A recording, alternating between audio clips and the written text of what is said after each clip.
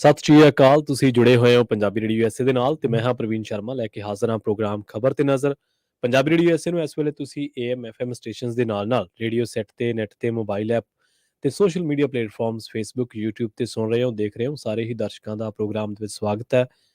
Programme ਦੇ ਵਿੱਚ ਕਈ ਅਹਿਮ ਖਬਰਾਂ ਨੂੰ ਲੈ ਕੇ ਚਰਚਾ ਕਰਨ ਲਈ ਮੇਰੇ ਨਾਲ ਜੁੜ ਚੁੱਕੇ ਨੇ ਪੰਜਾਬ ਤੋਂ ਪੱਤਰਕਾਰ ਮਿੰਟੂ ਗੁਰਸਰੀਆ ਜੀ। ਉਹਨਾਂ ਦਾ ਸਵਾਗਤ ਕਰਾਂਗੇ ਪਹਿਲਾਂ, ਫਿਰ ਕਰਾਂਗੇ ਕਿ ਅਹਿਮ ਖਬਰਾਂ ਨੂੰ ਲੈ ਕੇ ਚਰਚਾ। ਮਿੰਟੂ ਸਤਿ ਸ਼੍ਰੀ ਅਕਾਲ ਜੀ, ਸਵਾਗਤ ਹੈ ਜੀ ਪੰਜਾਬੀ ਰੇਡੀਓ USA ਤੇ। ਜੀ ਸ਼ੁਕਰੀਆ ਸਾਰਿਆਂ ਨੂੰ, ਸਤਿ ਸ੍ਰੀ ਅਕਾਲ ਜੀ। ਪ੍ਰੋਗਰਾਮ ਦੇ ਵਿੱਚ ਅੱਗੇ ਵਧਣ ਤੋਂ ਪਹਿਲਾਂ ਦੱਸਦੇ ਚੱਲੀਏ ਕਿ ਅੱਜ ਸਾਲ 2023 ਦੀ 6 ਮਾਰਚ ਹੈ ਤੇ ਦਿਨ ਸੋਮਵਾਰ ਆ। ਪ੍ਰੋਗਰਾਮ ਨੂੰ ਸਪਾਂਸਰ ਕਰਦੇ ਨੇ ਖਾਲਸਾ ਇੰਸ਼ੋਰੈਂਸ ਏਜੰਸੀ ਵਾਲੇ, ਜਿਨ੍ਹਾਂ ਤੋਂ ਤੁਸੀਂ ਹਰ ਤਰੀਕੇ ਦੀ ਇੰਸ਼ੋਰੈਂਸ ਲੈ ਸਕਦੇ ਹੋ। ਇੰਸ਼ੋਰੈਂਸ ਬਾਰੇ ਪਤਾ ਕਰਨ ਦੇ ਲਈ ਉਹਨਾਂ ਦਾ ਨੰਬਰ ਹੈ 408-272-2500। ਕਵਰਡ ਕੈਲੀਫੋਰਨੀਆ, ਓਬਾਮਾ ਕੇਅਰ ਤੇ ਮੈਡੀਕੇਅਰ ਨੂੰ ਲੈ ਕੇ ਅਮਰੀਕਾ ਭਰ ਦੇ ਵਿੱਚ ਸੇਵਾਵਾਂ ਦਿੰਦੇ ਨੇ। ਇਹਨਾਂ ਸੇਵਾਵਾਂ ਦਾ ਲਾਭ ਉਠਾਉਣ ਦੇ ਲਈ ਅੱਜ ਹੀ ਡਾਇਲ ਕਰੋ 408-272-2500। ਟਰਕੀਅਨ ਇਮੀਗ੍ਰੇਸ਼ਨ ਲਾ ਫਰਮ ਵਾਲੇ ਜੇ ਟਰਕੀਅਨ ਅਟਾਰਨੀ ਟਰਕੀਅਨ ਦੇ ਨਾਲ ਤੁਸੀਂ US ਇਮੀਗ੍ਰੇਸ਼ਨ ਬਾਬਤ ਕੋਈ ਵੀ ਸਲਾਹ ਕਰਨੀ ਹੈ, ਕੋਈ ਸਵਾਲ ਪੁੱਛਣਾ ਹੈ ਤਾਂ ਉਹਨਾਂ ਦਾ ਨੰਬਰ ਹੈ 4159090503। GK Dhanota Yuba City, Baljinder Singh Nijjar Woodland, Paramjit Kaur Rangi Vacaville, Harnek Singh Pabla Indian ਕੰਜ਼ੀਰ ਐਂਟਨ, ਸਰਬਜੀਤ ਸਿੰਘ ਸ਼ੁਕਰ ਟਰਲਕ GN ਲੂ ਵਾਲੇ ਟਰੱਕ ਵਾਸ਼ ਕਰਦੇ ਨੇ, ਓਇਲ ਚੇਂਜ ਕਰਦੇ ਨੇ, ਏਅਰ ਬ੍ਰੇਕਾਂ ਦਾ ਕੰਮ ਤਸੱਲੀ ਬਖਸ਼ ਕਰਵਾ ਸਕਦੇ ਹੋ। ਨਵੇਂ ਪੁਰਾਣੇ ਟਾਇਰ ਵੀ ਇਹਨਾਂ ਤੋਂ ਮਿਲਦੇ ਨੇ। ਲੋਕੇਸ਼ਨ ਹੈ ਸੈਂਤਾਨੇਲਾ ਦੀ, ਨੀਮਾ ਸੋਤਾ ਦੇ ਨਾਲ ਗੱਲ ਕੀਤੀ ਜਾ ਸਕਦੀ ਹੈ 209-277-0113 ਤੇ। ਜੱਸੀ ਗਿੱਲ ਬੇਕਰਸਫੀਲਡ ਤੋਂ, ਬੂਟਾ ਸਿੰਘ ਰਾਣੀਪੁਰ ਫ੍ਰੈਜ਼ਨੋ ਤੋਂ। ਇਹਨਾਂ ਸਾਰੇ ਹੀ ਸਪਾਂਸਰਸ ਦਾ ਬਹੁਤ ਬਹੁਤ ਧੰਨਵਾਦ। ਤੇ ਜੇਕਰ ਤੁਸੀਂ ਵੀ ਜਾਂ ਕੋਈ ਹੋਰ ਬਿਜ਼ਨਸ ਇਹਨਾਂ ਪ੍ਰੋਗਰਾਮਾਂ ਨੂੰ ਸਪਾਂਸਰ ਕਰਨਾ ਚਾਹੁੰਦਾ ਹੈ ਤਾਂ ਸਟੂਡੀਓ ਦਾ ਨੰਬਰ ਹੈ 408-272-5200। ਮਿੰਟੂ ਜੀ, ਖਬਰਾਂ ਦੇ ਵੱਲ ਆਈਏ ਤੇ ਸ਼ੁਰੂਆਤ ਕਰੀਏ ਮਨੀਕਰਨ ਸਾਹਿਬ ਦੀ ਘਟਨਾ ਤੋਂ। DGP ਨੇ ਲੋਕਾਂ ਨੂੰ ਅਪੀਲ ਕੀਤੀ ਹੈ ਜੀ ਇਸ ਘਟਨਾ ਤੋਂ ਬਾਅਦ।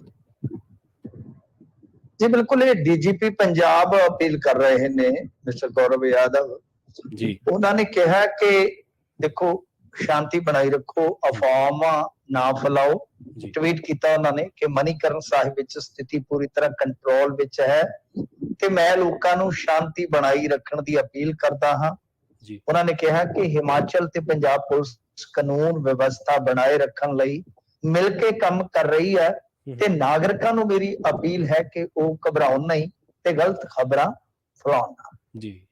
ਦੇਖੋ, ਇੱਕ ਪਾਸੇ ਇਹ ਆ ਤੇ ਉਸੇ ਸਮੇਂ ਇੱਕ ਹੋਰ ਨਿਊਜ਼ ਅਪਡੇਸ਼ਨ ਹੈ ਜਿਹੜੀ ਕਿ ਇੱਕ ਹਿੰਦੀ ਸੋਸ਼ਲ ਮੀਡੀਆ ਸਾਈਟ ਹੈ ਉਹਨਾਂ ਦੀ, ਹਿੰਦੀ ਮੀਡੀਆ ਆਊਟਲੈਟ ਦੀ। ਤਾਂ ਉਹਦੇ ਵਿੱਚ ਜੋ ਦੱਸ ਰਹੇ ਨੇ, ਉਹ ਕਹਿੰਦੇ ਨੇ ਕਿ ਜਿਹੜਾ ਬਾਰਡਰ ਆ ਹਿਮਾਚਲ ਅਤੇ ਪੰਜਾਬ ਦਾ ਜਿਹੜਾ ਬਾਰਡਰ ਆ, ਉੱਥੇ ਆਰਮੀ ਡਿਪਲੋਏ ਕੀਤੀ ਗਈ ਹੈ।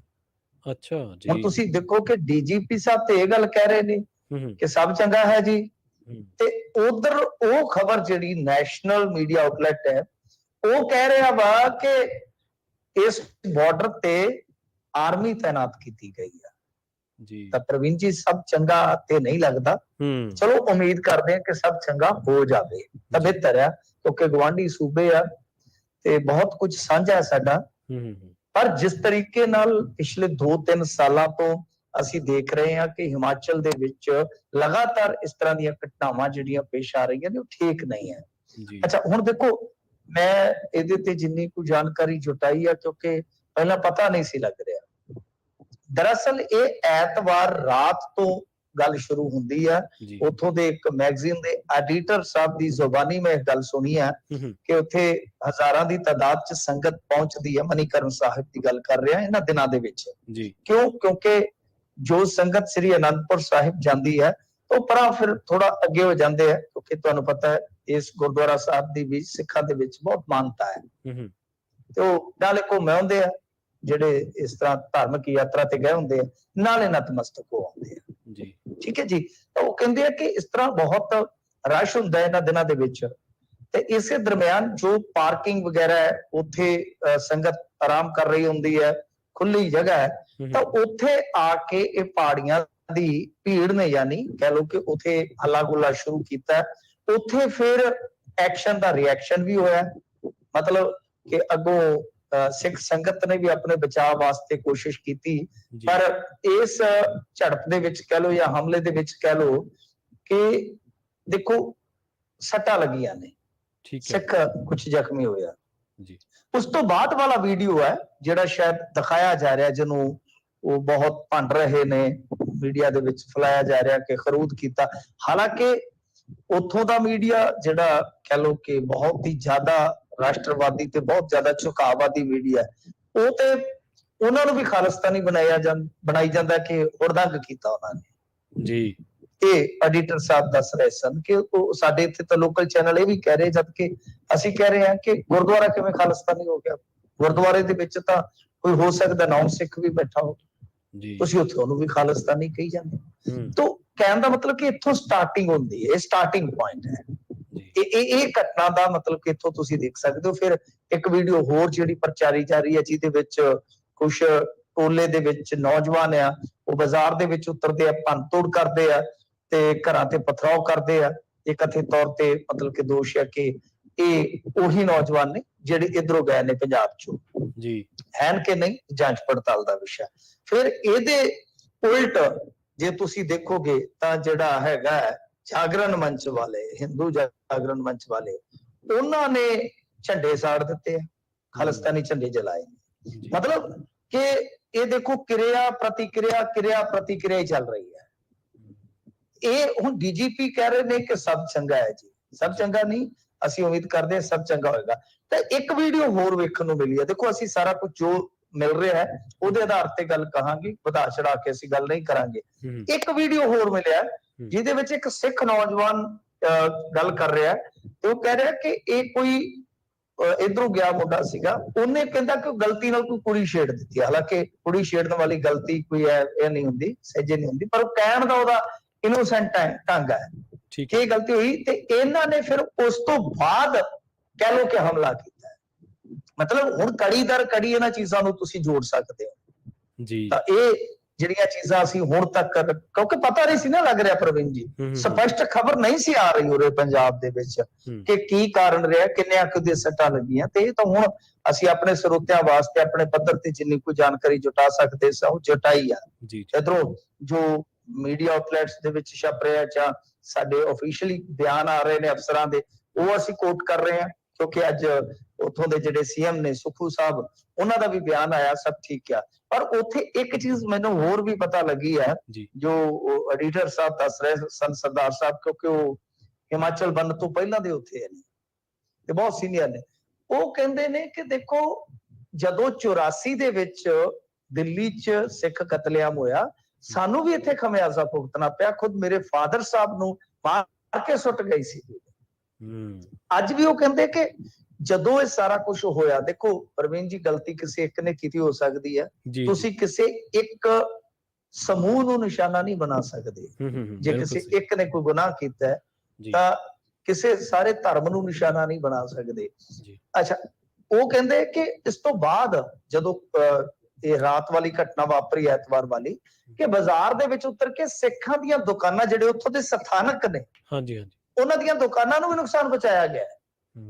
तो सब अच्छा तो नहीं है, चलो ये ਅਸੀਂ ਵਾਰ-ਵਾਰ ਕਹਿੰਦੇ ਕਿ ਦੁਆ ਕਰਦੇ ਕਿ ਸਭ ਅੱਛਾ ਹੋ ਜਾਵੇ ਜੀ, ਪਰ ਜਿਸ ਤਰ੍ਹਾਂ ਦਾ ਉੱਥੇ ਇਹ ਮਾਹੌਲ ਬਣਾਇਆ ਜਾ ਰਿਹਾ, ਇਹ ਨਿਸ਼ਾਨੀ ਹੈ ਜੋ ਕੱਟੜਤਾ ਫੈਲਾਈ ਗਈ ਹੈ ਪਿਛਲੇ 8-10 ਸਾਲਾਂ ਦੇ ਵਿੱਚ, ਬਹੁਤ ਚਰਮ ਤੇ ਹੈ। ਤੇ ਵੈਸੇ ਵੀ ਜੇ ਤੁਸੀਂ ਦੇਖੋਗੇ ਰਾਜਾਂ ਦੇ ਵਿੱਚ ਸਭ ਚੰਗਾ ਨਹੀਂ ਹੈ। ਤਮਿਲਨਾਡੂ ਚ ਦੇਖ ਲਓ ਕਿ ਉੱਥੇ ਜਿਹੜੇ ਪੂਰਬੀ ਮਜ਼ਦੂਰ ਨੇ ਜਾਂ ਨਾਰਥ ਇੰਡੀਆ ਦੇ ਮਜ਼ਦੂਰ ਨੇ, ਉਹਨਾਂ ਦੇ ਨਾਲ ਕੀ ਵਤੀਰਾ ਹੈ ਜੀ। ਉੱਥੇ ਵੀ, ਹਾਲਾਂਕਿ ਉੱਥੇ ਵੀ ਆਫੀਸ਼ੀਅਲੀ ਦੇਖੋਗੇ ਤੇ ਕਹਿੰਦੇ ਸਭ ਚੰਗਾ ਹੈ ਜੀ, ਤੇ ਟ੍ਰੇਨਾਂ ਭਰ ਕੇ ਉੱਥੋਂ ਵਾਪਸ ਆ ਰਹੇ ਹਨ। ਤੇ ਇਦੋਂ ਇਹ ਚੀਜ਼ਾਂ ਠੀਕ ਨਹੀਂ ਹੈ ਕਿ ਵਾਰ-ਵਾਰ ਹਰੇਕ ਸਾਲ ਇਸ ਤਰ੍ਹਾਂ ਦੀਆਂ ਘਟਨਾਵਾਂ ਦਾ ਸਾਹਮਣੇ ਆਉਣਾ, ਤੇ ਕੁਝ ਫਿਰਕੂ ਨਫ਼ਰਤ ਜਿਹੜੀ ਹੈ ਉਹ ਵੀ ਝਲਕਦੀ। ਮੈਂ ਕਿਸੇ ਦੀ ਸਫਾਈ ਨਹੀਂ ਦਿੰਦਾ, ਅਸੀਂ ਕਿਸੇ ਦੀ ਗਲਤੀ ਨੂੰ ਢੱਕਦੇ ਨਹੀਂ ਹੈ। ਜੋ ਸਾਡੇ ਇੱਧਰ ਮੰਨ ਲਓ ਕੱਟੜ ਬਿਆਨ ਆਉਂਦੇ ਨੇ, ਫਿਰਕੂ ਬਿਆਨ ਆਉਂਦੇ, ਅਸੀਂ ਉਹ ਵੀ ਕਹਿੰਦੇ ਕਿ ਨਹੀਂ ਹੋਣੇ ਚਾਹੀਦੇ। ਪਰ ਗੱਲ ਇਹ ਹੈ ਕਿ ਫਿਰਕੂ ਭਾਵਨਾ ਨਾਲ ਜੇ ਕਿਸੇ ਦੀ ਇੱਕ ਦੀ ਗਲਤੀ ਹੈ ਤੇ ਤੁਸੀਂ ਇੱਥੋਂ ਤੱਕ ਇਹ ਨੁਕਸਾਨ ਕਰਦੇ ਹੋ ਤਾਂ ਬਹੁਤ ਮਾੜਾ ਹੈ। ਅਤੀ ਘਿਨਾਉਣਾ ਕਾਰਜ ਹੈ, ਜੋ ਅਤੀ ਘਿਨਾਉਣਾ ਕਾਰਾ ਹੈ ਜੋ ਤੁਸੀਂ ਇਹ ਕਰ ਰਹੇ ਹੋ, ਕਿਉਂਕਿ ਕੋਈ ਵੀ ਬੰਦਾ ਜਾਂਦਾ ਤਾਂ ਉਹਦਾ ਇੱਕ ਧਰਮ ਦਾ ਕਾਰਜ ਹੈ, ਮਾਨਤਾ ਦੇ ਮੁਤਾਬਕ ਜਾਂਦਾ। ਇੱਕ ਗਲਤ ਹੋ ਸਕਦਾ, ਦੋ ਗਲਤ ਹੋ ਸਕਦੇ, ਸਾਰਿਆਂ ਦੀ ਭਾਵਨਾ ਗਲਤ ਥੋੜੀ ਹੋ ਸਕਦੀ ਹੈ ਜੀ। ਤੁਹਾਨੂੰ ਉਲਟਾ ਰੋਜੀ ਰੋਟੀ ਦੇਣ ਵਾਲੇ ਇਹ ਲੋਕ ਨੇ, ਹੋਰ ਤੁਹਾਡੇ ਕੋਲ ਉੱਥੇ ਕੀ ਦੱਸੋ ਕਿ ਉੱਥੇ ਕਸਤੂਰੀ ਤੁਸੀਂ ਵੇਚ ਰਹੇ ਹੋ ਢੇਰਾ ਲਾ ਕੇ। ਗੱਲ ਇਹ ਹੈ ਕਿ ਬਈ ਤੁਹਾਡੀ ਰੋਜੀ ਰੋਟੀ ਸੈਲਾਨੀਆਂ ਦੇ ਸਿਰ ਤੇ ਚੱਲਦੀ ਹੈ, ਯਾਤਰੂ ਜਿਹੜੇ ਜਾਂਦੇ ਨੇ ਉਹਨਾਂ ਦੇ ਸਿਰ ਤੇ ਚੱਲਦੀ ਹੈ, ਆਪਣੀ ਇਕਨੋਮੀ ਨੂੰ ਵੀ ਸੰਭਾਲੋ, ਇੱਜ਼ਤ ਮਾਨ ਦਿਓ। ਹਾਂ, ਜੇ ਕੋਈ ਗਲਤੀ ਕਰਦਾ ਉਹਦੀ ਪਛਾਣ ਕਰੋ, ਉਹਦੇ ਤੇ ਜੋ ਮਰਜ਼ੀ ਕਾਰਵਾਈ ਹੋਵੇ। ਤੇ ਮੇਨ ਜਿਹੜੀ ਗੱਲ ਹੈ, ਇਹ ਸਾਰਾ ਜਿਹੜਾ ਸਿਲਸਿਲਾ ਚੱਲਦਾ, ਇਹ ਇੱਕ ਹੋਰ ਵੀ ਹੈਗਾ ਇਹਦੇ ਵਜ੍ਹਾ, ਜੇ ਤੁਸੀਂ ਦੇਖੋਗੇ ਬੁਨਿਆਦੀ ਤੌਰ ਤੇ, ਕਿ ਆਪਾਂ ਦੇਖਦੇ ਹਾਂ, ਗੱਲ ਲੰਬੀ ਨਾ ਕਰਾਂ ਤਾਂ ਮੈਂ ਇਹਨੂੰ ਮੁੱਕਦੀ ਕਰ ਦਿੰਦਾ।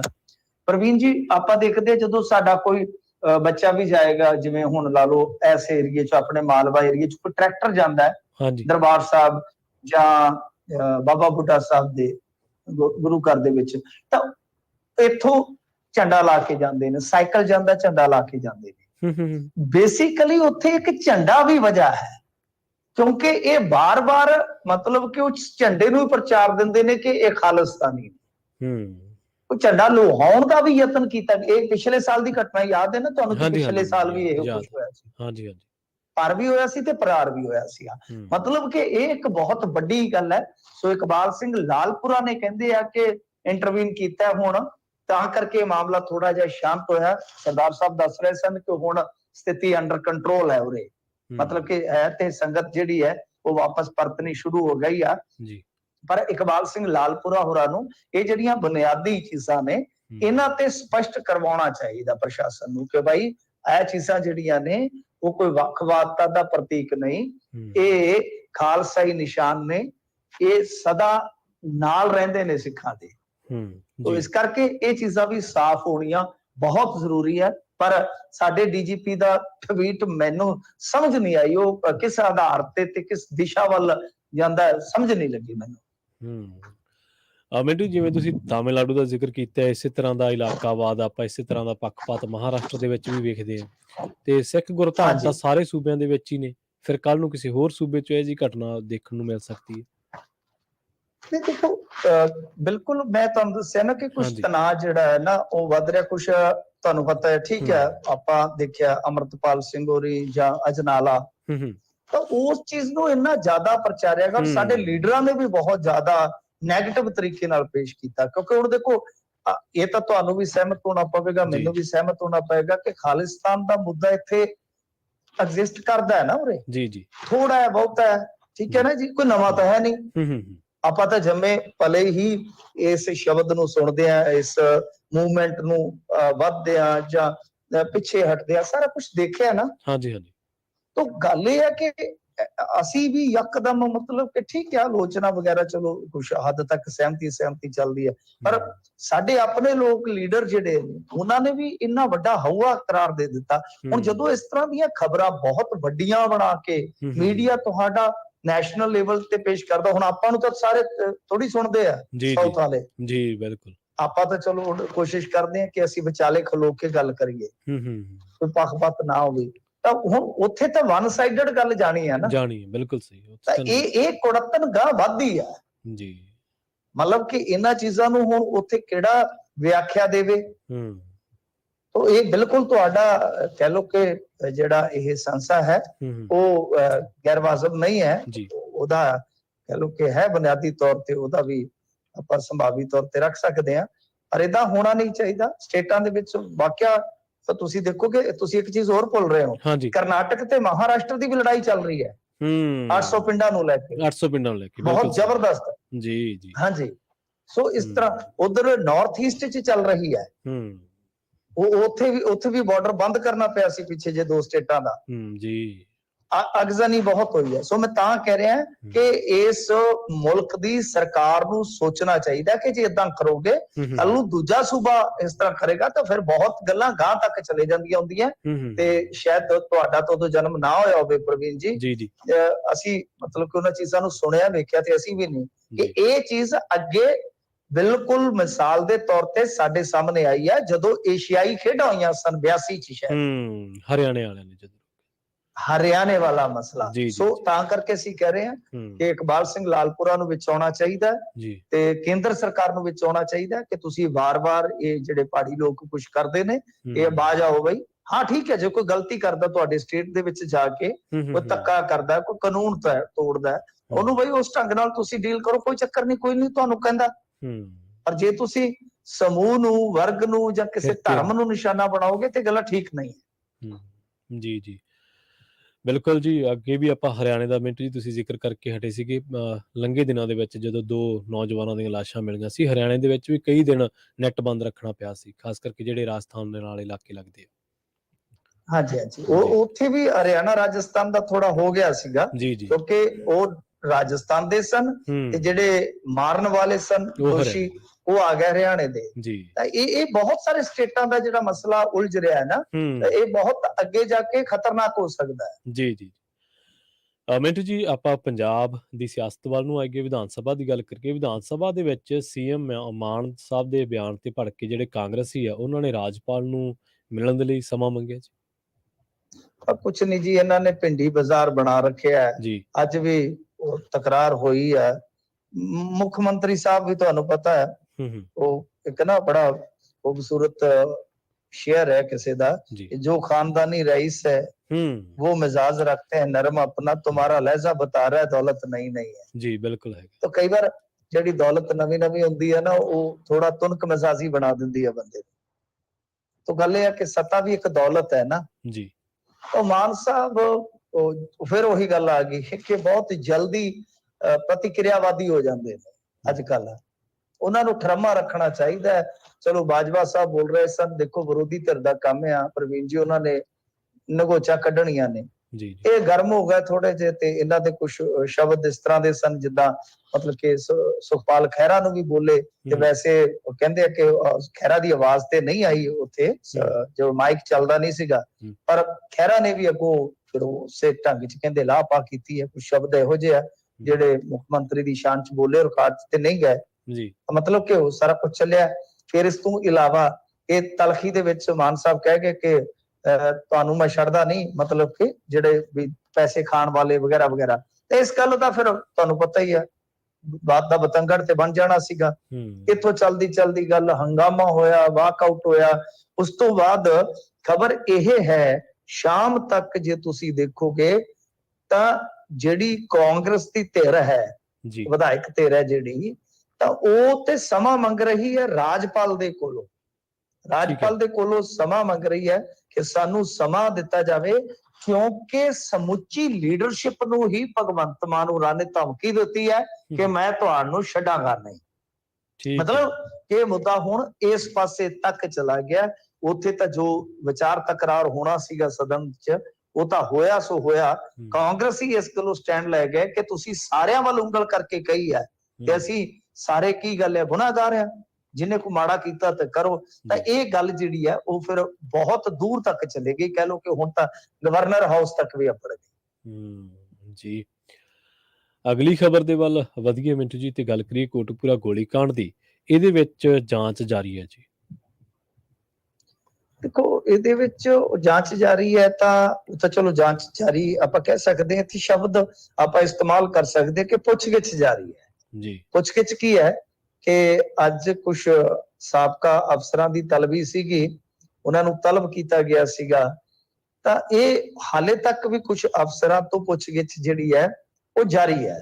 ਮਤਲਬ ਕਿ ਜਿੱਦਾਂ ਗਗਨਦੀਪ ਸਿੰਘ ਬਰਾੜ ਸੀਗੇ ਜਿਹੜੇ ਮੁੱਖ ਮੰਤਰੀ ਦੇ ਉਸ ਟਾਈਮ ਕਹਿ ਲੋ ਕਿ ਡਿਊਟੀ ਵਾਲੇ ਅਫਸਰ ਸਨ, ਨਾਲ ਸਲਾਹਕਾਰ ਕਹਿ ਲੋ, ਸ਼ਾਇਦ ਸਲਾਹਕਾਰੀ ਕਹਾਂਗੇ ਜਾਂ ਸ਼ਾਇਦ ਸੈਕਟਰੀ ਸਨ, ਮੈਨੂੰ ਯਾਦ ਨਹੀਂ ਹੈ ਪੋਸਟ, ਮਾਫ ਕਰਨਾ।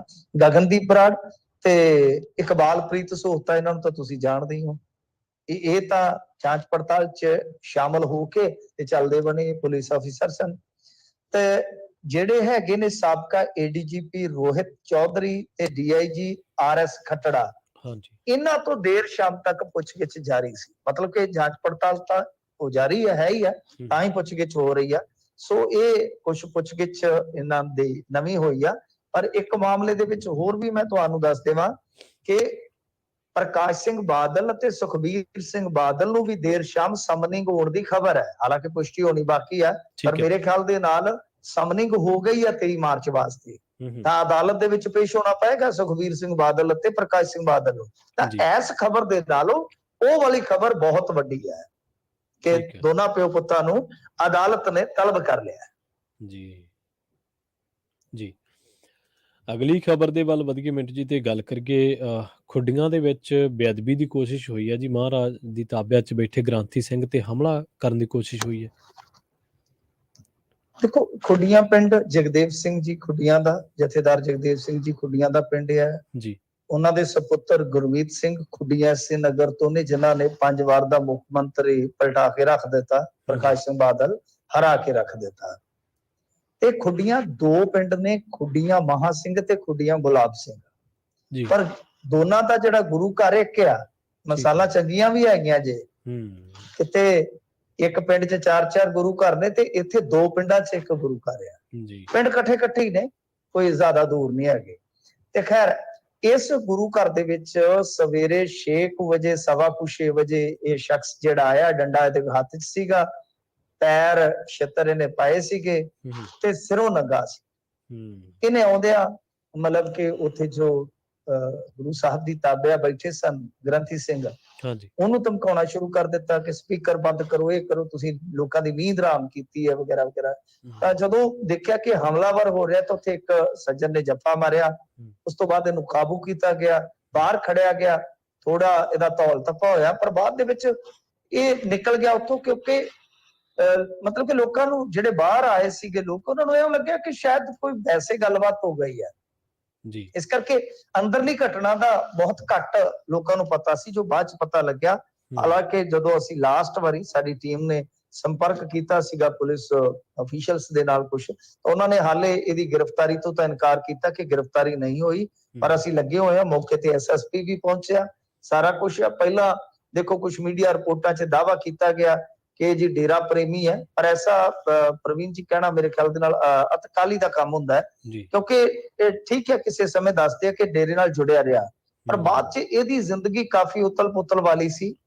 ਇਹਦੀ ਬੀਵੀ ਵੀ ਮਰ ਗਈ ਤੇ ਇਹਦਾ ਬੇਟਾ ਸੁਸਾਈਡ ਕਰ ਗਿਆ ਸੀਗਾ, ਜਿਸ ਦੇ ਚੱਲਦੇ ਕਹਿੰਦੇ ਕਿ ਬੰਦਾ ਜਿੱਦਾਂ ਥੋੜਾ ਜਿਹਾ ਹੁੰਦਾ ਨਾ ਪਰੇਸ਼ਾਨ ਜੀ, ਤੇ ਇਸ ਤਰ੍ਹਾਂ ਦਾ ਸੀਗਾ।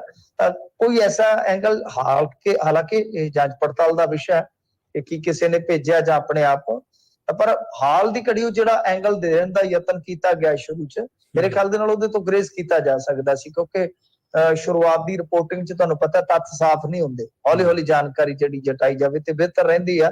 ਖੈਰ ਇਹ ਸਾਰਾ ਕੁਛ ਹੈ ਜਿਹੜਾ ਉਹ ਹੋਇਆ ਖੁੱਡੀਆਂ ਪਿੰਡ ਦੇ ਵਿੱਚ।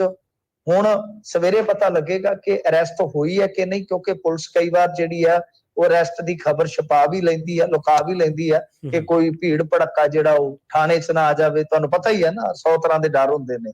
ਇਸ ਕਰਕੇ ਸਵੇਰੇ ਹੁਣ ਕਲੀਅਰ ਹੋਏਗਾ, ਪਰ ਇਸ ਘਟਨਾ ਦੇ ਨਾਲ ਅੱਜ ਸਵੇਰੇ ਇੱਕ ਵਾਰੀ ਇਸ ਇਲਾਕੇ ਦੇ ਵਿੱਚ ਕਾਫੀ ਜ਼ਿਆਦਾ ਰੋਸ ਫੈਲ ਗਿਆ ਸੀਗਾ ਸੰਗਤ ਦੇ ਵਿੱਚ।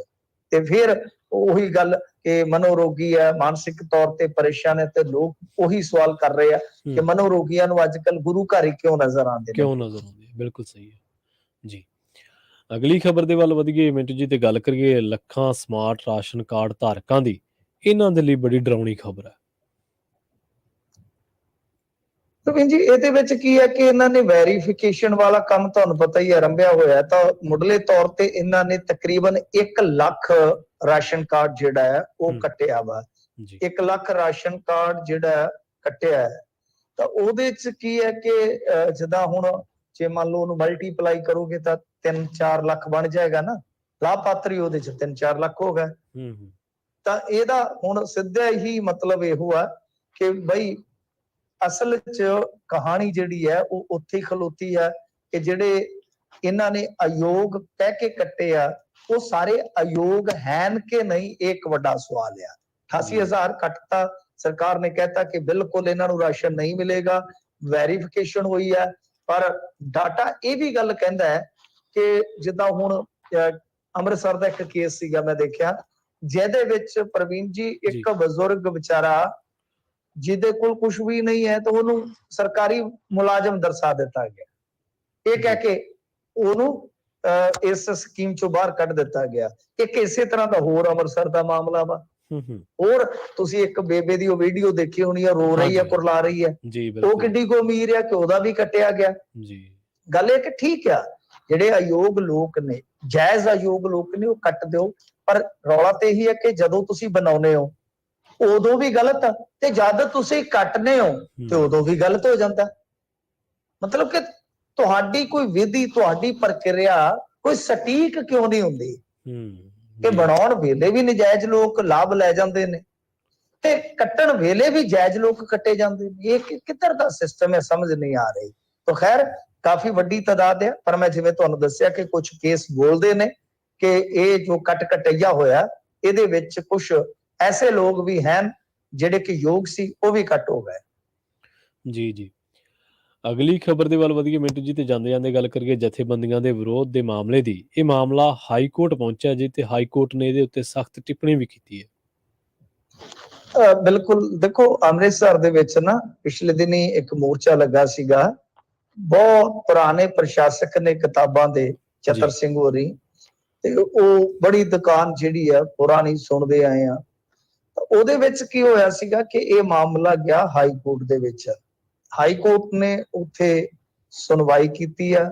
ਸੁਣਵਾਈ ਦੇ ਦੌਰਾਨ ਉਹਨਾਂ ਨੇ ਕਈ ਸਵਾਲ ਖੜੇ ਕੀਤੇ ਆ ਪੰਜਾਬ ਦੇ ਕਾਨੂੰਨੀ ਪ੍ਰਬੰਧ ਤੇ, ਲਾਅ ਐਂਡ ਆਰਡਰ ਤੇ, ਕਿ ਭਾਈ ਇਹ ਸਾਰਾ ਕੁਝ ਚੱਲ ਕੀ ਰਿਹਾ ਹੈ ਜੀ। ਇਹ ਮਾਮਲਾ ਜਿਹੜਾ ਹੈ ਉਹ ਜੁੜਦਾ ਹੈ ਇਸ ਕਰਕੇ ਕਹਿ ਲੋ ਸਿੱਖ ਜਥੇਬੰਦੀਆਂ ਨਾਲ, ਕਿਉਂਕਿ ਦੋਸ਼ ਇਹ ਹੈ ਕਿ ਜਿਹੜੇ ਇਹ ਪ੍ਰਸ਼ਾਸਕ ਨੇ, ਸੌਰੀ ਜਿਹੜੇ ਆਪਾਂ ਕਹਿ ਲਈਏ ਕਿ ਪਬਲਿਸ਼ਿੰਗ ਹਾਊਸ ਵਾਲੇ ਜੋ ਪ੍ਰਕਾਸ਼ਨ ਕਰਦੇ ਨੇ, ਤਾਂ ਇਹ ਜਿਹੜੇ ਹੈਗੇ ਨੇ ਪ੍ਰਕਾਸ਼ਕ, ਇਹਨਾਂ ਤੇ ਦੋਸ਼ ਇਹ ਹੈ ਕਿ ਇਹ ਜੋ ਮਤਲਬ ਕਿ ਪ੍ਰਿੰਟਿੰਗ ਕਰਦੇ ਨੇ ਉਹਨਾਂ ਪ੍ਰੈਸਾਂ ਦੇ ਵਿੱਚ, ਹੁਣ ਇੱਕ ਇੱਕ ਦੋ ਹੈ ਪਤਾ ਨਹੀਂ, ਪ੍ਰਿੰਟਿੰਗ ਦੇ ਵਿੱਚ ਕਹਿ ਲੋ ਕਿ ਬੇਅਦਬੀਆਂ ਦਾ ਮਾਮਲਾ ਹੈ ਜੀ। ਕਥਿਤ ਤੌਰ ਤੇ ਦਾਅਵਾ ਕਰਦੇ ਨੇ ਸਤਕਾਰ ਕਮੇਟੀ ਵਾਲੇ ਨੇ ਤੇ ਕੁਝ ਹੋਰ, ਮਤਲਬ ਕਿ ਉਹਨਾਂ ਦੇ ਨਾਲ ਜਿਹੜੇ ਉਹਨਾਂ ਦੇ ਸਾਥੀ ਸਹਿਯੋਗੀ ਆ, ਤਾਂ ਇਹਨਾਂ ਨੇ ਉਹਨਾਂ ਦੀ ਪ੍ਰਿੰਟਿੰਗ ਪ੍ਰੈਸ ਬੰਦ ਕਰਵਾਈ। ਇਸ ਤੋਂ ਬਾਅਦ ਇੱਕ ਗੋਲੀ ਚੱਲਣ ਦੀ ਵੀ ਖਬਰ ਆਈ ਸੀਗੀ।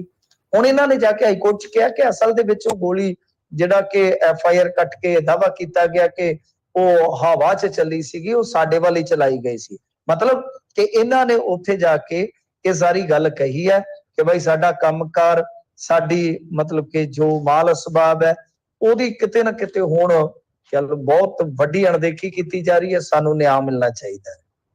ਤਾਂ ਇਹਨਾਂ ਨੇ ਆਪਣੇ ਜੀਵਨ ਤੇ ਆਜ਼ਾਦੀ ਨੂੰ ਉਚਿਤ ਸੁਰੱਖਿਆ ਪ੍ਰਦਾਨ ਕਰਨ ਦੇ ਮੰਤਵ ਦੇ ਨਾਲ ਇਹ ਪਹੁੰਚ ਕੀਤੀ ਆ। ਤਾਂ ਇਹਦੇ ਤੇ ਹਾਈ ਕੋਰਟ ਨੇ ਕਿਹਾ ਕਿ ਦੇਖੋ ਹਾਲ ਹੀ ਦੇ ਦਿਨਾਂ ਦੇ ਵਿੱਚ ਨਾਮ ਨਿਹਾਦ ਧੜੇ, ਨਾਮ ਨਿਹਾਦ ਕਿਹਨੂੰ ਕਹਿੰਦੇ, ਜਿਹਨੂੰ ਅੰਗਰੇਜ਼ੀ 'ਚ ਆਪਾਂ ਕਹਿ ਲਈਏ ਕੋਈ ਮਾੜਾ ਸ਼ਬਦ ਨਹੀਂ, ਜਿਵੇਂ ਸੈਲਫ ਸਟਾਈਲ ਗਰੁੱਪ ਕਹਿ ਲਈਏ ਆਪਾਂ ਅੰਗਰੇਜ਼ੀ 'ਚ, ਤਾਂ ਉਹ ਇੱਕ ਸ਼ਬਦ ਇਸਤੇਮਾਲ ਕੀਤਾ ਜਾਂਦਾ ਹੈ।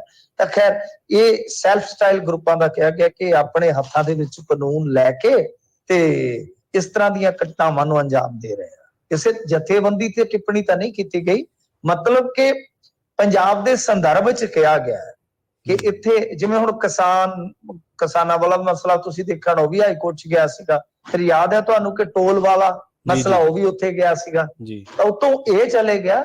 ਤਾਂ ਪੂਰੇ ਇਸ ਸਾਰੇ ਮਤਲਬ ਕਿ ਮਾਹੌਲ ਨੂੰ ਹੀ ਮੱਦੇ ਨਜ਼ਰ ਰੱਖ ਕੇ ਹਾਈ ਕੋਰਟ ਦੀ ਇਹ ਟਿੱਪਣੀ ਹੈ ਕਿ ਬਈ ਜੋ ਪੰਜਾਬ ਦੇ ਵਿੱਚ ਇਸ ਤਰ੍ਹਾਂ ਦੇ ਗਰੁੱਪ ਨੇ ਉਹ ਆਪ ਹੀ ਜੋ ਕਾਨੂੰਨ ਹੱਥਾਂ 'ਚ ਲੈ ਰਹੇ ਨੇ, ਇਹ ਠੀਕ ਨਹੀਂ ਹੈ। ਜੀ ਜੀ, ਮਿੰਟੂ ਜੀ, ਇਹਨਾਂ ਖਾਸ ਖਬਰਾਂ ਤੇ ਖਾਸ ਜਾਣਕਾਰੀਆਂ ਦੇਣ ਦੇ ਲਈ ਤੁਹਾਡਾ ਬਹੁਤ ਬਹੁਤ ਧੰਨਵਾਦ ਜੀ।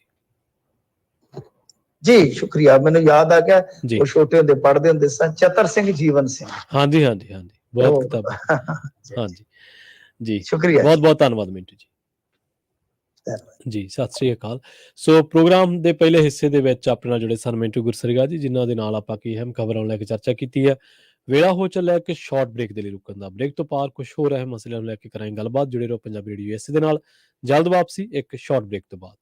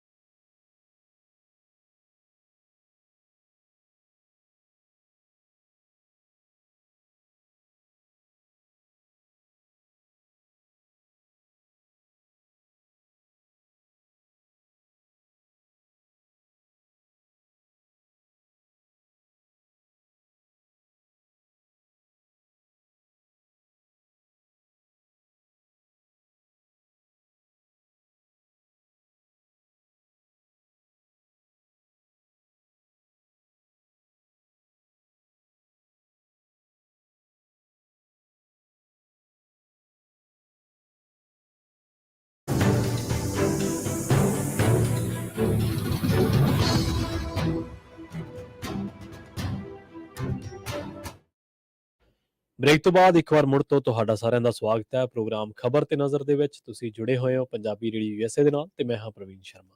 ਬ੍ਰੇਕ ਤੋਂ ਬਾਅਦ ਕੁਝ ਹੋਰ ਅਹਿਮ ਖਬਰਾਂ ਦੇ ਵੱਲ ਚੱਲਦੇ ਹਾਂ। ਗੱਲ ਕਰਾਂਗੇ ਪੰਜਾਬ ਦੇ ਫਿਰੋਜ਼ਪੁਰ ਜ਼ਿਲ੍ਹੇ ਦੀ। ਫਿਰੋਜ਼ਪੁਰ ਦੇ ਵਿੱਚ ਬੜੀ ਅਣਸੁਖਾਵੀ ਘਟਨਾ ਵਾਪਰ ਗਈ ਹੈ। ਫਿਰੋਜ਼ਪੁਰ ਦੇ ਨਜ਼ਦੀਕੀ ਪਿੰਡ ਕੋਟ ਕਰੋੜ ਕਲਾਂ ਦੇ ਵਿੱਚ ਰਾਸ਼ਟਰੀ ਰਾਜਮਾਰਗ ਤੇ ਸੜਕ ਹਾਦਸੇ ਦੇ ਵਿੱਚ ਫੌਜੀ ਜਵਾਨ ਦੀ 5 ਸਾਲਾ ਧੀ ਉਸ ਦੀਆਂ ਅੱਖਾਂ ਦੇ ਸਾਹਮਣੇ ਕਾਰ ਦੇ ਵਿੱਚ ਝੁਲਸ ਕੇ ਦਮ ਤੋੜ ਗਈ।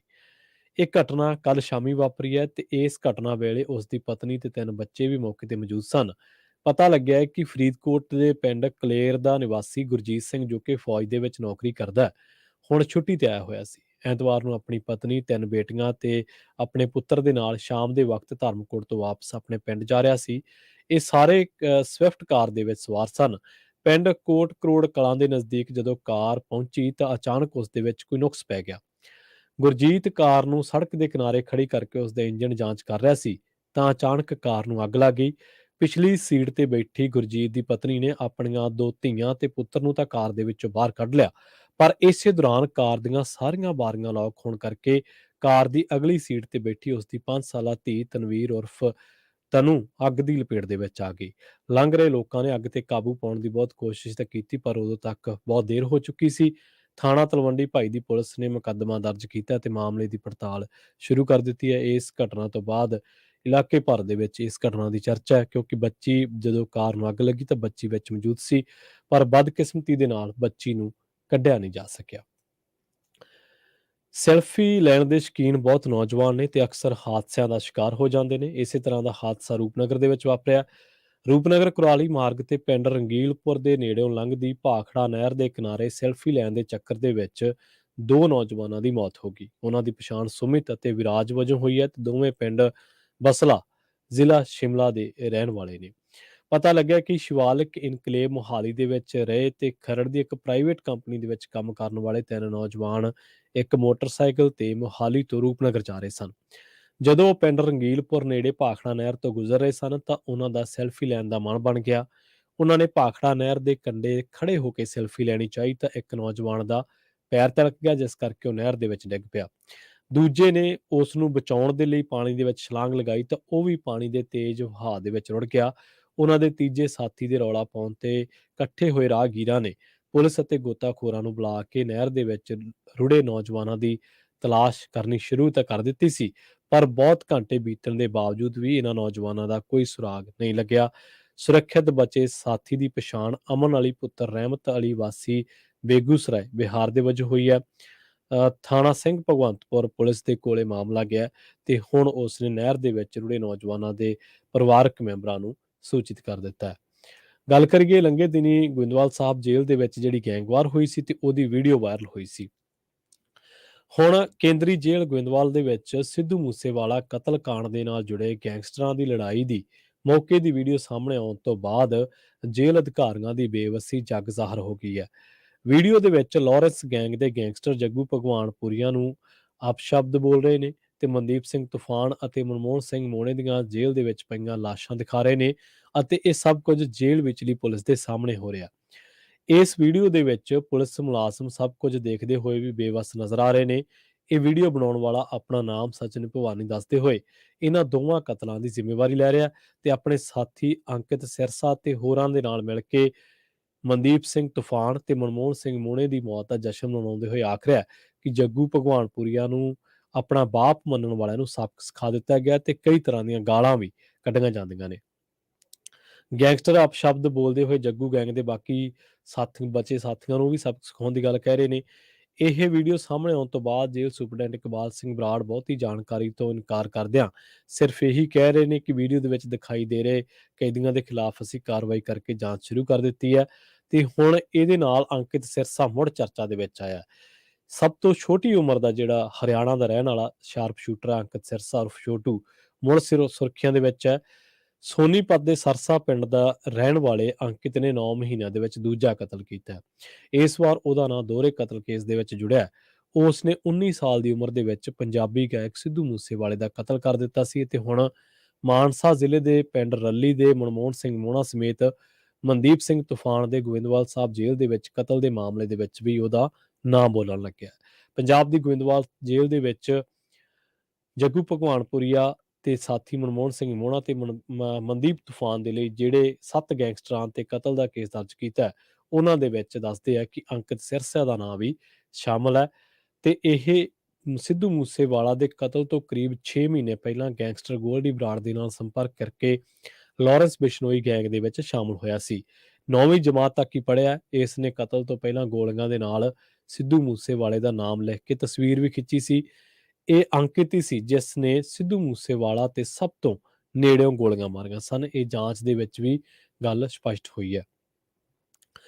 ਗੱਲ ਕਰੀਏ ਕੁਝ ਕਾਂਗਰਸੀ ਲੀਡਰਾਂ ਦੀ ਜਿਨ੍ਹਾਂ ਨੇ ਤਾਜ਼ੇ ਜਿਹੜੇ ਭਾਜਪਾਈ ਬਣੇ ਨੇ, ਉਹਨਾਂ ਨੇ ਹੁਣ ਉਹਨਾਂ ਦੇ ਬਾਰੇ ਖਬਰ ਇੱਕ ਚਰਚਾ ਦੇ ਵਿੱਚ ਬੜੀ ਹੈ। ਪੰਜਾਬੀ ਟ੍ਰਿਬਿਊਨ ਨੇ ਉਹ ਖਬਰ ਕੱਢ ਕੇ ਲਿਆਂਦੀ ਹੈ ਕਿ ਸਾਬਕਾ ਬਿਜਲੀ ਮੰਤਰੀ ਤੇ ਭਾਜਪਾ ਆਗੂ ਗੁਰਪ੍ਰੀਤ ਸਿੰਘ ਕਾਂਗੜ ਨੇ ਬਿਜਲੀ ਸਬਸਿਡੀ ਛੱਡ ਕੇ ਸਿਆਸੀ ਸ਼ੋਹਰਤ ਖੱਟ ਲਈ, ਪਰ ਉਹ ਖੇਤੀ ਮੋਟਰਾਂ ਦਾ ਬਿੱਲ ਭਰਨ ਤੋਂ ਕਿਨਾਰਾ ਕਰ ਗਏ। ਪਾਵਰਕੌਮ ਨੇ ਵੀ ਆਪਣੇ ਹੱਥ ਖਾਲੀ ਹੋਣ ਦੇ ਬਾਵਜੂਦ ਸਾਬਕਾ ਮੰਤਰੀ ਤੋਂ ਮੋਟਰਾਂ ਦੇ ਬਿੱਲ ਦੀ ਵਸੂਲੀ ਕਰਵਾਉਣ ਦੇ ਲਈ ਕੋਈ ਕਾਰਵਾਈ ਨਹੀਂ ਕੀਤੀ। ਕਾਂਗਰਸ ਸਰਕਾਰ ਵੇਲੇ ਕੈਪਟਨ ਅਮਰਿੰਦਰ ਸਿੰਘ ਨੇ ਸਰਦੇ ਪੁੱਜਦਿਆਂ ਨੂੰ ਅਪੀਲ ਕੀਤੀ ਸੀਗੀ ਕਿ ਉਹ ਖਜ਼ਾਨੇ ਤੇ ਪੈਂਦਾ ਬਿਜਲੀ ਸਬਸਿਡੀ ਦਾ ਬੋਝ ਘਟਾਉਣ ਦੇ ਲਈ ਆਪਣੀ ਇੱਛਾ ਦੇ ਨਾਲ ਬਿਜਲੀ ਸਬਸਿਡੀ ਛੱਡਣ ਦਾ ਐਲਾਨ ਕਰਨ। ਪੰਜਾਬ ਭਰ ਦੇ ਵਿੱਚ ਕੁੱਲ 13,88,000 ਟਿਊਬਵੈੱਲ ਕਨੈਕਸ਼ਨ ਨੇ, ਜਿਨ੍ਹਾਂ ਦੇ ਵਿੱਚੋਂ ਸਿਰਫ 10 ਕਨੈਕਸ਼ਨ ਮਾਲਕਾਂ ਨੇ ਹੀ ਬਿਜਲੀ ਸਬਸਿਡੀ ਛੱਡਣ ਦਾ ਫੈਸਲਾ ਕੀਤਾ ਸੀ ਤੇ ਇਹਨਾਂ ਦੇ ਵਿੱਚ ਵਧੇਰੇ ਸਿਆਸੀ ਹਸਤੀਆਂ ਹੀ ਸ਼ਾਮਲ ਸਨ। ਪਾਵਰਕੌਮ ਦੇ ਫਰਵਰੀ 2018 ਵਾਲਾ ਜਿਹੜਾ ਨੋਟੀਫਿਕੇਸ਼ਨ ਹੈ ਉਹਦੇ ਮੁਤਾਬਕ ਪ੍ਰਤੀ ਹਾਰਸ ਪਾਵਰ 403 ਰੁਪਏ ਦਰ ਤੈਅ ਕੀਤੀ ਗਈ ਸੀ ਤੇ ਸਾਬਕਾ ਮੰਤਰੀ ਕਾਂਗੜ ਨੇ ਉਦੋਂ ਤਾਂ ਬੇਸ਼ੱਕ ਸਬਸਿਡੀ ਛੱਡਣ ਦਾ ਐਲਾਨ ਕਰ ਦਿੱਤਾ ਸੀ, ਪਰ ਕਰੀਬ 4.5 ਵਰ੍ਹਿਆਂ ਮਗਰੋਂ ਵੀ ਉਹਨਾਂ ਨੇ ਹਾਲੇ ਤੱਕ ਬਿਜਲੀ ਬਿੱਲ ਨਹੀਂ ਭਰਿਆ। ਗੁਰਪ੍ਰੀਤ ਕਾਂਗੜ ਨੇ ਖਾਤਾ ਨੰਬਰ AP 19/40 ਅਤੇ ਉਹਨਾਂ ਦੀ ਪਤਨੀ ਸੁਖਪ੍ਰੀਤ ਕੌਰ ਨੇ ਖਾਤਾ ਨੰਬਰ AP 19/183 ਦੇ ਤਹਿਤ 29 ਸਤੰਬਰ 2018 ਨੂੰ ਖੇਤੀ ਮੋਟਰਾਂ ਦੀ ਸਬਸਿਡੀ ਛੱਡ ਦਿੱਤੀ ਸੀ। ਇਹਨਾਂ ਦੀਆਂ 7.5 ਹਾਰਸ ਪਾਵਰਾਂ ਦੀਆਂ ਦੋਵੇਂ ਮੋਟਰਾਂ ਦਾ ਬਿਜਲੀ ਦਾ ਬਿੱਲ ਪ੍ਰਤੀ ਮਹੀਨਾ 6,000 ਰੁਪਏ ਬਣਦਾ ਤੇ ਪਾਵਰਕੌਮ ਇਸ ਸਾਲ ਫਰਵਰੀ ਦੇ ਵੇਰਵਿਆਂ ਦੇ ਮੁਤਾਬਕ ਇਹਨਾਂ ਦੋਵੇਂ ਮੋਟਰਾਂ ਦਾ ਬਿੱਲ ਪਾਵਰਕੌਮ ਦੇ ਦੱਸਣ ਦੇ ਮੁਤਾਬਕ 3,51,000 ਦਾ ਬਕਾਇਆ ਖੜਾ ਹੈ। ਸੀਨੀਅਰ ਆਗੂ ਸੁਨੀਲ ਜਾਖੜ ਨੇ ਬਿਜਲੀ ਸਬਸਿਡੀ ਛੱਡਣ ਦੀ ਪਹਿਲ ਕਦਮੀ ਕਰਦਿਆਂ 9 ਮਈ 2017 ਨੂੰ ਲਿਖਤੀ ਸਹਿਮਤੀ ਦਿੱਤੀ ਸੀ। ਸੁਨੀਲ ਜਾਖੜ ਦੇ ਨਾਮ ਤੇ ਪਿੰਡ ਪੰਜਕੋਸੀ ਦੇ ਵਿੱਚ 5 ਹਾਰਸ ਪਾਵਰ ਦੀ ਖੇਤੀ ਮੋਟਰ ਹੈ, ਜਿਹਦਾ ਹੁਣ ਤੱਕ ਦਾ 1,43,000 ਰੁਪਇਆ ਬਿੱਲ ਬਣਦਾ ਉਹ ਭਰ ਚੁੱਕੇ ਨੇ। ਇਸੇ ਤਰ੍ਹਾਂ ਜਾਖੜ ਦਾ ਭਤੀਜਾ ਅਜੇਵੀਰ ਜਾਖੜ ਵੀ 1,43,000 ਦੇ ਬਿੱਲਾਂ ਦਾ ਭੁਗਤਾਨ ਕਰ ਚੁੱਕਿਆ ਹੈ। ਸਾਬਕਾ ਖਜ਼ਾਨਾ ਮੰਤਰੀ ਮਨਪ੍ਰੀਤ ਬਾਦਲ ਨੇ 3 ਮਈ 2018 ਨੂੰ ਆਪਣੀਆਂ 3 ਖੇਤੀ ਮੋਟਰਾਂ ਦੀ ਬਿਜਲੀ ਸਬਸਿਡੀ ਛੱਡਣ ਦੀ ਸਹਿਮਤੀ ਦਿੱਤੀ ਸੀ। ਮਨਪ੍ਰੀਤ ਬਾਦਲ ਦਾ ਇਹਨਾਂ 3 ਖੇਤੀ ਮੋਟਰਾਂ ਦਾ ਬਿੱਲ 5,82,000 ਰੁਪਏ ਬਣਿਆ, ਜਿਹਦਾ ਉਹ ਪੂਰਾ ਭੁਗਤਾਨ ਕਰ ਚੁੱਕੇ ਨੇ। ਸਾਬਕਾ ਉਪ ਮੁੱਖ ਮੰਤਰੀ ਸੁਖਜਿੰਦਰ ਰੰਧਾਵਾ ਨੇ 3 ਹਾਰਸ ਪਾਵਰ ਦੀਆਂ 2 ਮੋਟਰਾਂ ਦਾ ਹੁਣ ਤੱਕ 1,16,000 ਰੁਪਏ ਬਿੱਲ ਭਰਿਆ। ਹਲਕਾ ਰਾਮਪੁਰਾ ਦੇ ਪਿੰਡ ਮਹਿਰਾਜ ਦੇ ਕਮਲਜੀਤ ਦਿਓਲ ਨੇ ਵੀ 25 ਅਪ੍ਰੈਲ 2018 ਨੂੰ ਬਿਜਲੀ ਸਬਸਿਡੀ ਤਿਆਗ ਦਿੱਤੀ ਸੀ। ਉਹਨਾਂ ਦਾ ਬਿੱਲ ਹੁਣ ਤੱਕ ਦਾ 2,34,000 ਬਣਿਆ, ਜਿਹਦੇ ਵਿੱਚੋਂ 68,523 ਰੁਪਏ ਦਾ ਬਕਾਇਆ ਹਾਲੇ ਵੀ ਉਹਨਾਂ ਵੱਲ ਬੋਲਦਾ ਹੈ। ਪਤਾ ਲੱਗਿਆ ਕਿ ਬਿਜਲੀ ਸਬਸਿਡੀ ਛੱਡਣ ਦਾ ਜਨਤਕ ਐਲਾਨ ਤਾਂ ਵਿਧਾਇਕ ਸੁਖਪਾਲ ਖਹਿਰਾ ਨੇ ਵੀ ਕੀਤਾ ਸੀ, ਪਰ ਉਹਨਾਂ ਨੇ ਲਿਖਤੀ ਰੂਪ ਦੇ ਵਿੱਚ ਕੋਈ ਸਹਿਮਤੀ ਨਹੀਂ ਦਿੱਤੀ ਸੀ। ਖਹਿਰਾ ਪਰਿਵਾਰ ਦੇ ਕੋਲ ਕਰੀਬ 9 ਕਨੈਕਸ਼ਨ ਨੇ। ਸਾਬਕਾ ਮੁੱਖ ਮੰਤਰੀ ਪ੍ਰਕਾਸ਼ ਸਿੰਘ ਬਾਦਲ ਦੇ ਪਰਿਵਾਰ ਕੋਲ ਵੀ 3 ਖੇਤੀ ਮੋਟਰ ਕਨੈਕਸ਼ਨ ਨੇ, ਪਰ ਉਹਨਾਂ ਨੇ ਬਿਜਲੀ ਸਬਸਿਡੀ ਛੱਡਣ ਦਾ ਕੋਈ ਫੈਸਲਾ ਨਹੀਂ ਸੀ ਲਿਆ। ਇੱਥੇ ਵੀ ਦੱਸਣਾ ਬਣਦਾ ਕਿ ਪੰਜਾਬ ਦੇ ਵਿੱਚ ਅਜਿਹੇ ਤਕਰੀਬਨ 10,000 ਤੋਂ ਵੱਧ ਕਿਸਾਨ ਨੇ ਜਿਨ੍ਹਾਂ ਦੇ ਕੋਲ ਖੇਤੀ ਮੋਟਰਾਂ ਦੇ 4 ਜਾਂ ਇਸ ਤੋਂ ਵੱਧ ਕਨੈਕਸ਼ਨ ਨੇ ਤੇ ਦੂਜੇ ਪਾਸੇ ਉਹਨਾਂ ਨੇ ਕਿਹਾ ਕਿ ਬਿਜਲੀ ਮੰਤਰੀ ਹੁੰਦਿਆਂ ਤਾਂ ਬਿਜਲੀ ਸਬਸਿਡੀ ਦੀ ਬਣਦੀ ਰਕਮ ਭਰ ਦਿੱਤੀ ਸੀ। ਇਸ ਵੇਲੇ ਉਹਨਾਂ ਦੇ ਵੱਲ ਕੋਈ ਬਕਾਇਆ ਨਹੀਂ ਖੜਾ। ਉਹਨਾਂ ਨੇ ਕਿਹਾ ਕਿ ਅਸਲ ਦੇ ਵਿੱਚ ਪਾਵਰਕੌਮ ਦੇ ਹੇਠਲੇ ਦਫ਼ਤਰਾਂ ਦੇ ਵਿੱਚ ਹਿਸਾਬ ਕਿਤਾਬ ਦਾ ਬੁਰਾ ਹਾਲ ਹੈ। ਉਹਨਾਂ ਨੇ ਇਹ ਵੀ ਕਿਹਾ ਕਿ ਹਾਲ ਹੀ ਦੇ ਵਿੱਚ ਉਹਨਾਂ ਨੂੰ ਬਿਜਲੀ ਦਾ ਵਾਧੂ ਬਿੱਲ ਭੇਜ ਦਿੱਤਾ ਗਿਆ, ਜੋ ਕਿ ਬਾਅਦ ਦੇ ਵਿੱਚ ਦਫ਼ਤਰਾਂ ਦੇ ਵਿੱਚੋਂ ਠੀਕ ਕਰਾਉਣਾ ਪਿਆ। ਦੂਜੇ ਪਾਸੇ ਪਾਵਰਕੌਮ ਦੇ ਰਿਕਾਰਡ ਦੇ ਮੁਤਾਬਕ ਮੰਤਰੀ ਦੇ ਨਾਂ ਬੋਲਦੀਆਂ ਮੋਟਰਾਂ ਦੇ ਬਿੱਲ ਹਾਲੇ ਤੱਕ ਨਹੀਂ ਭਰੇ ਗਏ। ਬਿਜਲੀ ਸਬਸਿਡੀ ਜਿਹੜੀ ਹੈ ਇਹ ਇੱਕ ਕਿਸਾਨ ਹੁੰਦਿਆਂ ਤੁਸੀਂ ਇਹਨਾਂ ਚੀਜ਼ਾਂ ਨੂੰ ਨੇੜਿਓਂ ਦੇਖਿਆ ਹੁੰਦਾ। ਬਿਜਲੀ ਸਬਸਿਡੀ ਦਾ ਜਿਹੜਾ ਲਾਹਾ ਹੈ ਉਹ ਜਿਹੜਾ ਮਾਤੜ ਕਿਸਾਨ, ਜਿਹੜਾ ਆਮ ਕਿਸਾਨ, ਉਹਨੂੰ ਤਾਂ ਬਹੁਤ ਘੱਟ ਮਿਲਦਾ। 2-4 ਕਿੱਲਿਆਂ ਵਾਲਾ ਕਿੱਥੇ ਉਹਦੇ ਕੋਲੇ ਮੋਟਰਾਂ 2 ਜਾਂ 3 ਹੋਣਗੀਆਂ। ਉਹ ਤਾਂ ਮੰਗਵਾ ਪਾਣੀ ਲਾਉਂਦਾ ਜਾਂ ਮੁੱਲ ਘੰਟੇ ਲੈ ਕੇ ਪਾਣੀ ਲਾਉਂਦਾ, 80 ਰੁਪਏ ਘੰਟਾ ਜਾਂ 100 ਰੁਪਏ ਘੰਟਾ। ਤਾਂ ਹੁਣ ਤਾਂ ਉਹੀ ਜਿਹੜਾ ਉਹਨੇ ਇੰਜਨ 'ਚ ਤੇਲ ਪਾਉਣਾ ਹੁੰਦਾ ਉਹੀ ਭਾਅ ਉਹਨੂੰ ਬਿਜਲੀ ਦਾ ਮੋਟਰ ਦਾ ਜੇ ਕੋਈ ਬਿੱਲ ਕਿਸਾਨ ਦਾ ਉਹ ਪਾਣੀ ਮੰਗਵਾ ਲਾਉਂਦਾ ਤਾਂ ਉਹਨੂੰ ਉਹੀ ਤਾਰਨਾ ਪੈਂਦਾ, ਉਹਦੇ ਤੇ ਭਾਵੇਂ ਤਾਂ ਕੋਈ ਸਬਸਿਡੀ ਨਹੀਂ। ਅਸਲ ਦੇ ਵਿੱਚ ਧਨਾੜ ਲੋਕ ਜਿਨ੍ਹਾਂ ਦੀ ਗਿਣਤੀ 10,000 ਹੈ ਔਰ ਜਿਨ੍ਹਾਂ ਕੋਲੇ ਖੇਤੀ ਮੋਟਰਾਂ ਦੇ 4 ਜਾਂ ਇਸ ਤੋਂ ਵੱਧ ਕਨੈਕਸ਼ਨ ਹੈ, ਉਹ ਵੀ ਉਹ ਇਹਨਾਂ ਦਾ ਚੀਜ਼ਾਂ ਦਾ ਲਾਹਾ ਲੈ ਰਹੇ ਨੇ। ਪਿਛਲੇ ਦਿਨੀਂ ਇਹ ਗੱਲ ਵੀ ਚੱਲੀ ਸੀਗੀ ਕਿ ਇਹਨੂੰ ਵੀ, ਇਹਦੇ ਤੇ ਵੀ ਇੱਕ ਕੈਪ ਹੋਣੀ ਚਾਹੀਦੀ ਹੈ ਕਿ 5 ਏਕੜ ਵਾਲੇ ਨੂੰ ਬਿਜਲੀ ਕਨੈਕਸ਼ਨ ਵੀ ਹੋਵੇ ਤੇ ਉਹਨੂੰ ਖੇਤੀ ਸਬਸਿਡੀ, ਬਿਜਲੀ ਸਬਸਿਡੀ ਦਾ ਲਾਭ ਵੀ ਮਿਲਦਾ ਹੋਵੇ, ਤੇ 10 ਏਕੜ ਵਾਲੇ ਤੇ ਇਹ। ਪਰ ਅਸਲ ਦੇ ਵਿੱਚ ਜੇਕਰ ਇਹਨੂੰ ਪੂਰਾ ਕਨਕਲੂਡ ਕਰੀਏ, ਜੇਕਰ ਇਹਦੇ ਤੇ ਸਾਰੇ ਤੱਤ ਸਾਰ ਕੱਢੀਏ ਆਪਾਂ, ਤਾਂ ਤੱਤ ਸਾਰ ਤਾਂ ਅਸਲ ਦੇ ਵਿੱਚ ਇਹ ਵੀ ਹੈ ਕਿ ਝੋਨਾ ਜਿਹੜਾ ਸਾਡੇ ਤੇ ਥੋਪਿਆ ਗਿਆ ਤੇ ਅਸੀਂ ਇਹ ਖੇਤੀ ਮੋਟਰਾਂ, ਬਿਜਲੀ ਮੋਟਰਾਂ ਲਾ ਕੇ ਪਾਣੀ ਧਰਤੀ ਦੇ ਹੇਠੋਂ ਕੱਢ ਲਿਆ। 2 ਨੁਕਸਾਨ ਅਸੀਂ ਵੱਡੇ ਕਰੇ। ਇੱਕ ਤਾਂ ਸਾਡਾ ਪਾਵਰਕਾਮ ਮਹਿਕਮਾ ਅਸੀਂ ਆਪਣੇ ਆਪ ਕਰਜ਼ਾਈ ਕਰ ਲਿਆ ਖੇਤੀ ਮੋਟਰਾਂ ਦੀ ਸਬਸਿਡੀ ਲੈ ਕੇ। ਦੇਖੋ ਇਹਦੇ ਵਿੱਚ ਇਹ ਜਿਹੜਾ ਸਿਆਸੀ ਲੋਲੀਪੌਪ ਆ, ਇਹ ਬਹੁਤ ਚਿਰ ਦਾ ਹੀ ਸ਼ੁਰੂ ਹੋਇਆ ਤੇ ਇਹਦੇ ਪਿੱਛੇ ਮਨਸ਼ਾ ਇੱਕੋ ਸੀ ਕਿ ਕਿਵੇਂ ਕਿਸਾਨਾਂ ਦੀਆਂ ਵੋਟਾਂ ਲਈਆਂ ਜਾਣ। ਪਰ ਇਹਦੇ ਹੁਣ ਸਾਨੂੰ ਸਿੱਟੇ ਭੁਗਤਣੇ ਪੈ ਰਹੇ ਨੇ। ਅਸੀਂ ਪੰਜਾਬ ਦੇ 150 ਤੋਂ ਵੱਧ 152 ਬਲਾਕ ਨੇ, ਜਿਹਦੇ ਵਿੱਚੋਂ 131 ਬਲਾਕ ਇਸ ਵੇਲੇ ਡੇਂਜਰ ਜ਼ੋਨ ਦੇ ਨੇ। 131 ਤੋਂ ਵੀ ਗਿਣਤੀ ਵੱਧ ਗਈ ਹੈ। ਤੇ ਦੂਜੀ ਗੱਲ ਇਹ ਹੈ ਕਿ ਝੋਨੇ ਦਾ ਬਦਲਵਾਂ ਸਾਨੂੰ ਹੱਲ ਕੱਢਣਾ ਪਊਗਾ, ਨਹੀਂ ਤਾਂ ਫਿਰ ਪੰਜਾਬ ਦੇ ਸਾਹਮਣੇ ਇੱਕ ਬਹੁਤ ਵੱਡੀ ਵਿਪਤਾ ਜਿਹੜੀ ਆ ਉਹ ਦਰਾਂ ਮੂਹਰੇ ਆਣ ਖਲੋਤੀ ਹੈ। ਉਹ ਗੱਲ ਵੱਖਰੀ ਹੈ ਕਿ ਇਸ ਵਿਪਤਾ ਨੂੰ ਵੇਖ ਕੇ ਅੱਖਾਂ ਮੀਟੀ ਰੱਖੀਏ ਜਾਂ ਅਸੀਂ ਜਿਹੜਾ ਇਹਨੂੰ ਵੇਖ ਕੇ ਇਹਨੂੰ ਦਰਕਿਨਾਰ ਕਰਦੇ ਰਹੀਏ, ਇਹ ਤੋਂ ਲਾਪਰਵਾਹ ਹੋ ਜਾਈਏ, ਇਹਨੂੰ ਇਗਨੋਰ ਕਰਦੇ ਰਹੀਏ। ਪਰ ਇਗਨੋਰ ਕਰਨ ਵਾਲੀ ਨਹੀਂ। ਇਹਨੇ ਇਸ ਜਿਹੜਾ ਪੂਰਾ ਪ੍ਰਕਰਨ ਹੈ, ਇਹਨੇ ਕੀ ਕੀਤਾ, ਕੇਂਦਰ ਸਰਕਾਰ ਦੇ ਜਿਹੜੇ ਅੰਨ ਭੰਡਾਰ ਹੈ ਉਹਨਾਂ ਨੂੰ ਪੂਰੇ ਸਮਰੱਥ ਕਰਤਾ। ਅਸੀਂ ਕੀ ਖੱਟਿਆ, ਪੰਜਾਬ ਨੇ ਕੀ ਖੱਟਿਆ? ਪੰਜਾਬ ਨੇ ਪਾਣੀ ਗਵਾ ਲਿਆ, ਧਰਤੀ ਖੋਖਲੀ ਕਰ ਲਈ, ਰੇਹਾਂ ਸਪਰੇਆਂ ਵਾਲੀ ਖੇਤੀ ਸ਼ੁਰੂ ਕਰ ਲਈ ਤੇ ਹੁਣ ਉਹੀ ਪੰਜਾਬੀਆਂ ਨੂੰ ਧਰਨੇ ਲਾਉਣੇ ਪੈ ਰਿਹਾ ਵੀ ਸਾਨੂੰ ਬਈ ਐਮਐਸਪੀ ਦਿਓ। ਸੋ ਇਹ ਚੀਜ਼ ਤੇ ਸਾਨੂੰ ਗੌਰ ਕਰਨਾ ਪਊਗਾ ਕਿ ਅਸੀਂ ਸਮਰੱਥਾ ਆਪਣੀ ਕਿਵੇਂ ਪਛਾਣੀਏ ਤੇ ਉਹਦਾ ਲਾਹਾ ਕਿਵੇਂ ਲਈਏ। ਕਿਉਂਕਿ ਕੇਂਦਰ ਤਾਂ ਹੋ ਗਿਆ ਨਖਰਿਆਂ ਤੇ, ਉਹਦਾ ਤਾਂ ਹੁਣ ਅੰਨ ਭੰਡਾਰ ਪੂਰਾ। ਉਹ ਕਹਿੰਦੇ ਵੀ ਜਾਓ ਆਪਦਾ ਝੋਨਾ ਚਾਹੇ ਯੂਪੀ ਦੇ ਵਿੱਚ ਵੇਚੋ ਤੇ ਚਾਹੇ ਜਿੱਥੇ ਮਰਜ਼ੀ ਵੇਚੋ, ਸਾਨੂੰ ਨਹੀਂ ਲੋੜ। ਇਸੇ ਤਰ੍ਹਾਂ ਉਹਨਾਂ ਨੇ ਰੂਸ ਯੂਕਰੇਨ ਵਾਲਾ ਚੱਕਰ ਹੈ, ਨਹੀਂ ਤਾਂ ਕਣਕ ਨਾਲ ਵੀ ਉਹਨਾਂ ਨੇ ਇਦਾਂ ਹੀ ਕਰਨਾ ਸੀ। ਪਰ ਹੁਣ ਕਣਕ ਦੀ ਲੋੜ ਹੈ।